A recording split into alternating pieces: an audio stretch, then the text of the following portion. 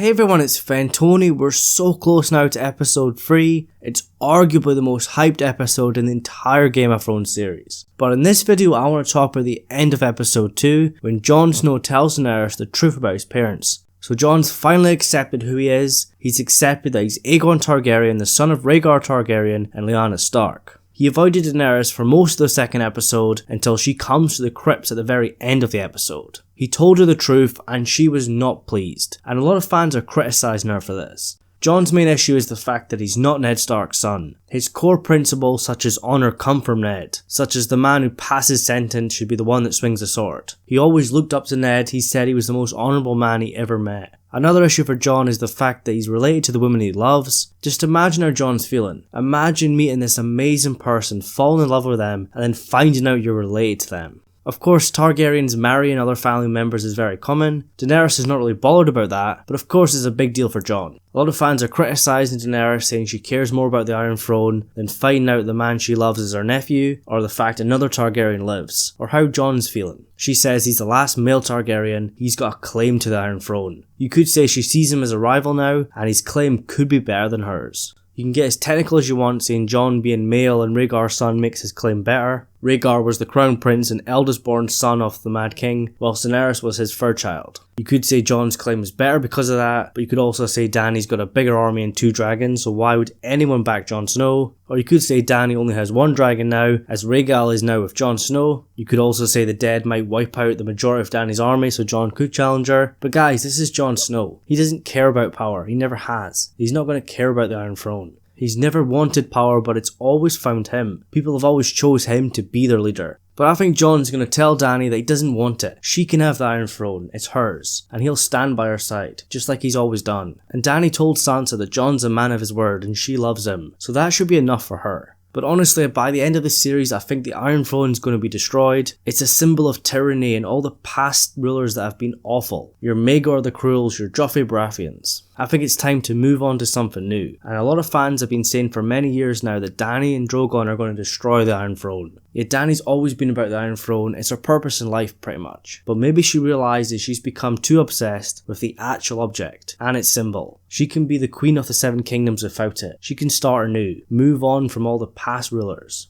Emilia Clarke's also weighed in on Dany's feelings. She says the related thing to her is so normal, she could have easily married her brother. It's not a thing, it's a thing for Jon, but let's just forget about that. The main thing is we're up for the same promotion and I've been working for it for my entire existence. This is my whole existence, since birth. Dany literally was brought into this world going run. These efforts have effed everything up. Now you're our only hope. There's so much she's taken on in her duty in life to rectify. There's so much she's seen and witnessed and been through and lost and suffered and hurt to get here. And Jon doesn't even want it. Their conversation in episode 2 was cut very short because the Arm of the Dead arrived. It's a very common theme, the fact the Arm of the Dead is more important than the Iron Throne. It doesn't matter whose skeleton will sit on the Iron Throne if everyone else is dead. I think their conversation is going to continue in episode 3. As the dead arrived, they made their way to the battlements and Jon gave Dany this nod. She gave him a very bad look and they walked off together to prepare for battle. Even though their future is very uncertain and they're dealing with massive drama here, they need to be on the same page against the Night King. In the new trailer for episode 3, they're up high looking down in Winterfell. I think the nod from episode 2 was Jon telling Dany, let's just get on with the plan. We'll deal with all that later, we need to get on and fight against the Night King. To me it seems like they're waiting up high with the dragons, waiting for the Night King to reveal himself. Their plan is to have Bran in the Godswood and lure the Night King in, as they believe if they kill the Night King, the entire Arm of the Dead will fall. But it's not going to be that easy. Jon wants the dragons close by to Bran, but not too close that the Night King doesn't come. The dragons are obviously the living's biggest weapon, but they can't sit in the Godswood waiting for the Night King to arrive. It seems like they're waiting up high, so they've got a great view of the battle. In the trailer, Dany actually says the dead are already here. There's a lot of debate about this, but basically I think she's saying, the dead are already here, why are we sitting up here doing nothing? We could be down there nuking the whites. She says this in a very forceful voice, so she's probably still not happy with Jon about the parentage and then the fact he's got them sitting up here doing nothing. I think Jon's going to try to talk to her about what's happened. Even though the Arm of the Dead is on their doorstep, they've probably got time to talk. But I think Dany's just sick of waiting about. She's obviously incredibly emotional about what just happened and what she's just been told. She just wants to get on Drogon and do what she does best, shouting Dracarys. And in the trailer we also saw Dany ride Drogon, so it seems like she might abandon the plan and start nuking whites. But she could be playing into the Night King's hands here. He He wasn't actually in the second episode. A lot of people think he's not actually going to arrive at Winterfell, he's actually on his way down to King's Landing, but maybe the Night King's just playing games. Maybe he knows the Living will try to kill him, he just sit back and let his army do all the work while he sits in the background. Maybe Dany and Drogon do start nuking White, but then Viserion appears from the icy fog and causes major damage to Drogon.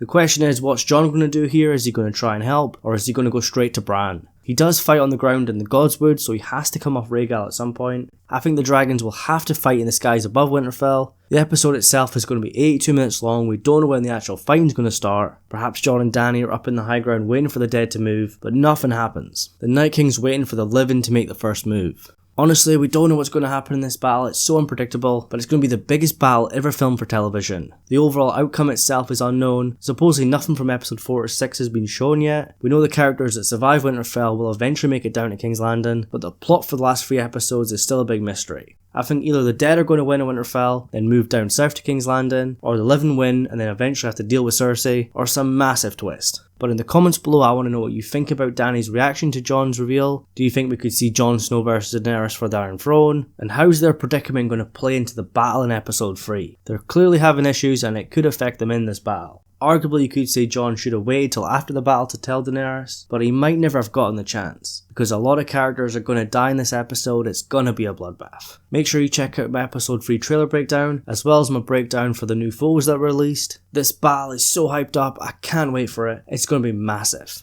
So as always, remember to leave your thoughts in the comments below, then like and subscribe. Thank you so much for watching, and I'll see you in the next one.